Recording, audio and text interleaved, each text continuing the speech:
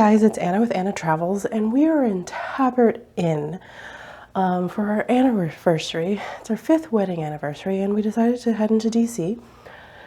And this is the oldest inn in DC. And when I was texting my best friend, I was like, I wonder how many inns there are left in DC. Couldn't really find an answer.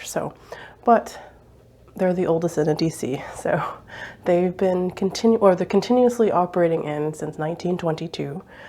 I booked the penthouse suite. And to be frankly honest, like this room with tax was $208. And I'll spin you around in a second to check it out because we have kind of a list of things we want to hit up before dinner. And they do have apparently a really excellent restaurant here that I've heard a lot of good things about. So that's not until later, but I'll show you dinner. And if we do breakfast here, I'll show you breakfast.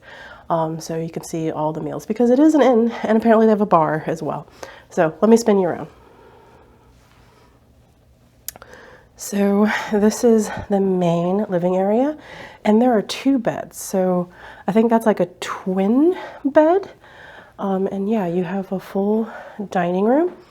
I heard like one complaint about this place was that it was a little dim, and yes, there is not a lot of lighting in here, but I bet you if it was a sunny day and not like dusk, it'd probably have a lot of natural light because it seems like there's like a sky, like what do they call them, sky windows or whatever.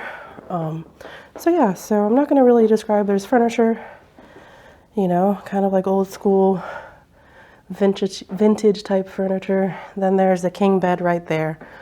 And it's kind of eclectic art. Yeah, so that's pretty much it for the main living area. There is a little, I wouldn't even call it a kitchen, but they have a refrigerator, kind of a big refrigerator. And then like water and a kitchen area and a little table and some more eclectic art.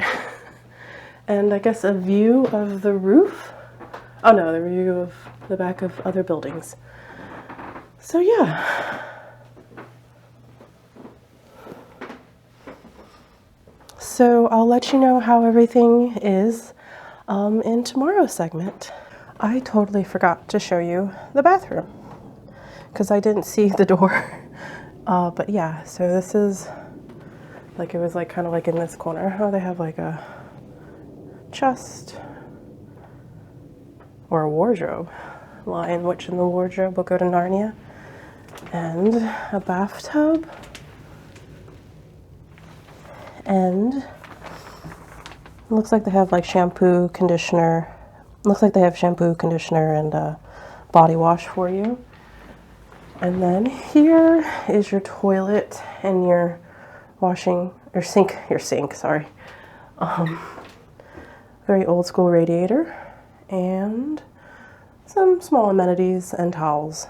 And of course your toilet and toilet paper.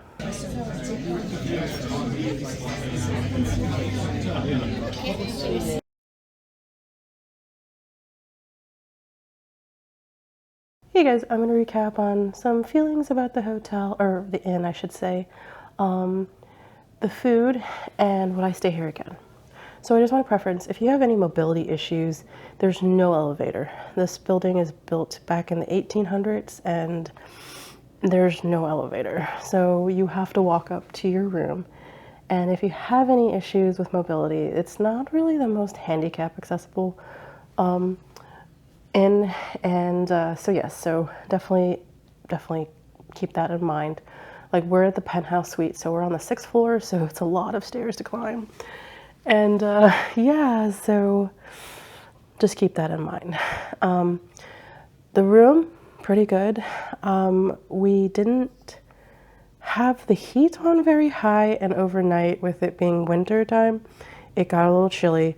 Not enough for like us to like be like completely like uncomfortable, but like when I went to the bathroom at 4:30 in the morning, it was like pretty chilly in here.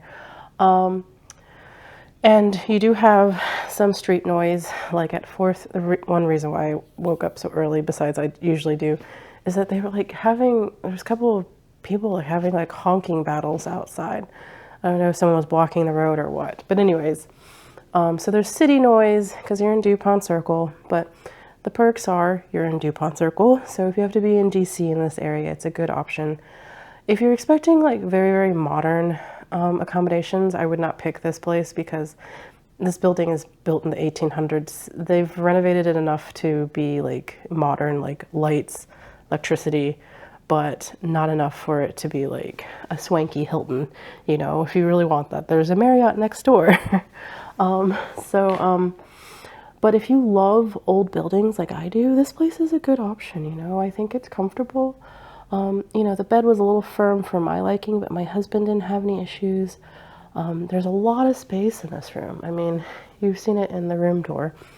You know, not all the rooms are like this. There's like smaller rooms. Actually, when we were walking upstairs, I saw housekeeping clean out some of the rooms, and some of the rooms look normal sized, you know?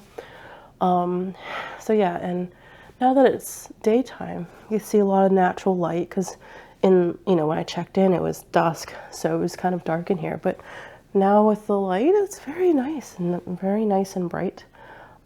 Staff, pretty good. Everybody's been super nice, so no complaints there. Really, there's no real complaints aside. The bed's a little firm for my liking. Let's see. Food's good. You do have other options. I mean, of course, you don't have to eat here. It's not a bed and breakfast, so it's just an inn with a bar, breakfast, lunch, and dinner.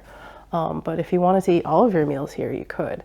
We ate dinner last night. I didn't take any video because it was our anniversary dinner, so I just took some photos. So we got the salmon the salmon belly. It was fried. It was delicious. And then I got the duck. My husband got the pork chop. And I thought it was great. And the dessert, I think the only complaint about dessert was it was too small. I got a tiny little ramekin of creme brulee. The creme brulee was so good. I'm like, I wish I could eat like 5 of them. They were that good. And my husband got the chocolate Napoleon. I was like, what did he get? And it was super good. And then for breakfast, we just ate breakfast. I had pancakes, and they were really good. And my husband, and it was funny because like the breakfast for DC prices are actually not bad. It was like, I think the pancakes were like $14, and for two big pancakes.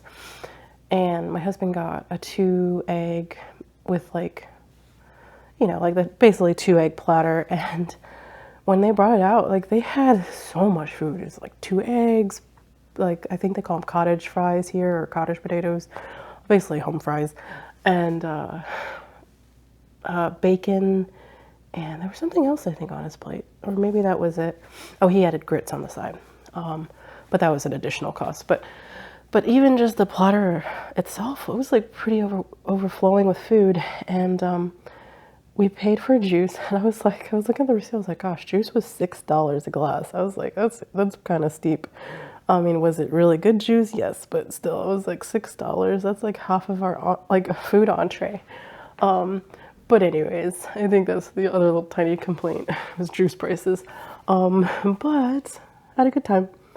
It was good. I would come back here again.